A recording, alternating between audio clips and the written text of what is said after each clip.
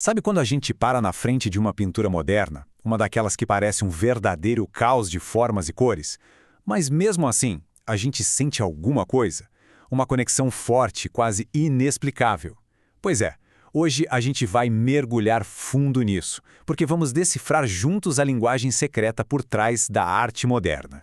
Essa é a grande pergunta, né? Por que uma tela que não mostra nada do nosso mundo do dia a dia, sei lá, nenhuma paisagem que a gente reconhece, nenhum rosto familiar, porque, mesmo assim, ela consegue criar um vínculo tão humano, tão intenso? A resposta, olha, não está no que a gente vê com os olhos, mas naquilo que a gente sente no nível muito, mas muito mais profundo. A arte moderna, como a gente vê aqui nessa peça do Marino Marini, muitas vezes simplesmente abre mão de tentar copiar o mundo lá fora.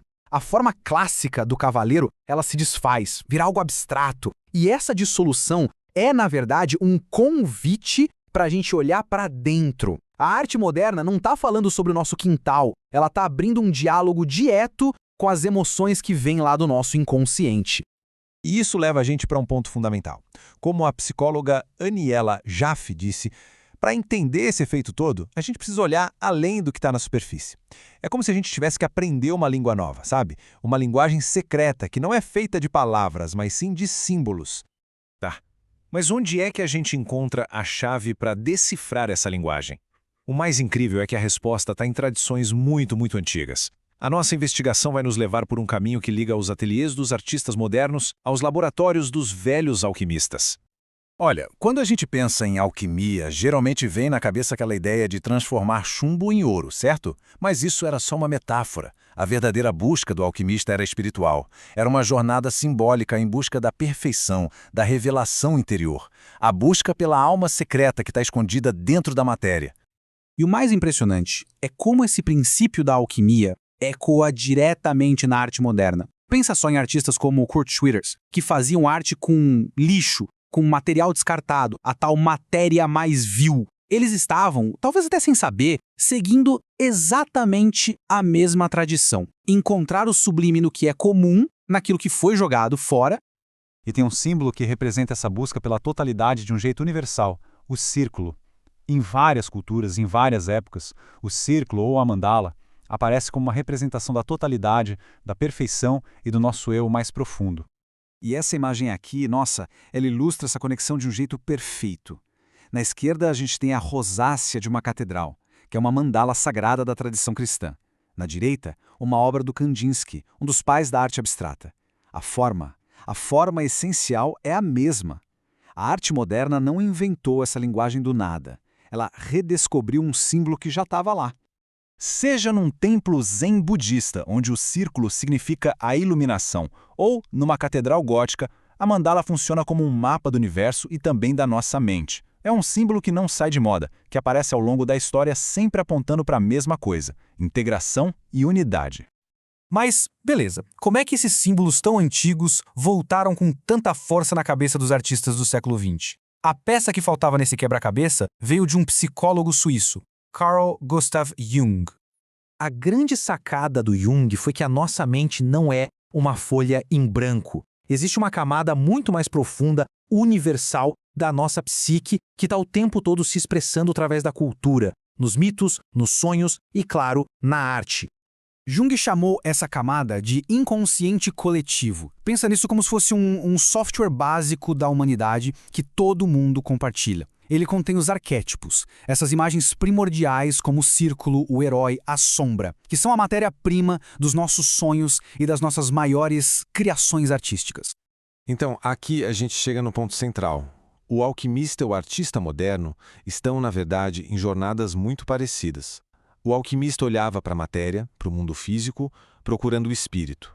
Já o artista moderno olha para dentro de si, para o seu mundo interior, e de lá ele tira os mesmos símbolos universais.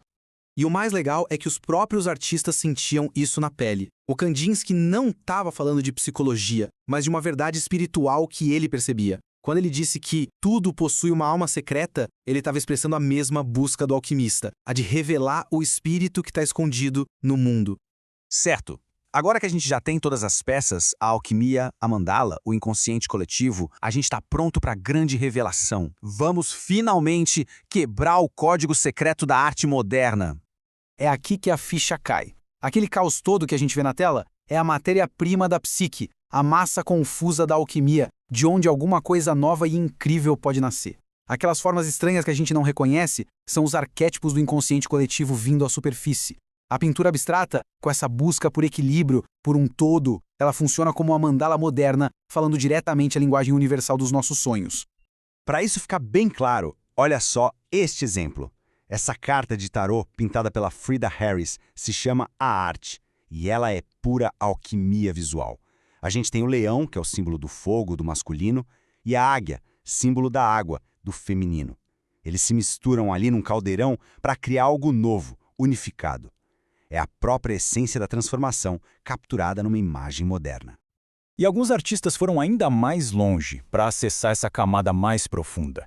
Eles usaram uma ferramenta que parece loucura: o acaso. A ideia era dar um drible na mente consciente, no nosso ego controlador, para deixar que uma ordem mais profunda, mais universal, se revelasse por si só. O Jean Arp, por exemplo, ele rasgava pedaços de papel, deixava cair sobre uma tela e colava onde eles caíam. Ele não estava criando desordem, muito pelo contrário. Ele acreditava que, ao abrir mão do controle, ele estava permitindo que uma ordem secreta do universo se manifestasse. Ele estava literalmente deixando a alma secreta das coisas falar. E é por isso, no fim das contas, que a arte abstrata nos fascina tanto. Não é pelo que ela mostra do mundo lá fora, mas porque ela funciona como um espelho do nosso mundo interior. As formas, as cores, as tensões na tela, tudo isso conversa diretamente com as estruturas do nosso próprio inconsciente. E entender isso muda completamente o jeito como a gente se aproxima da arte. Aquela pergunta clássica, o que é isso, talvez não seja mais importante aqui. Tem uma pergunta muito mais poderosa, muito mais reveladora que a gente pode fazer.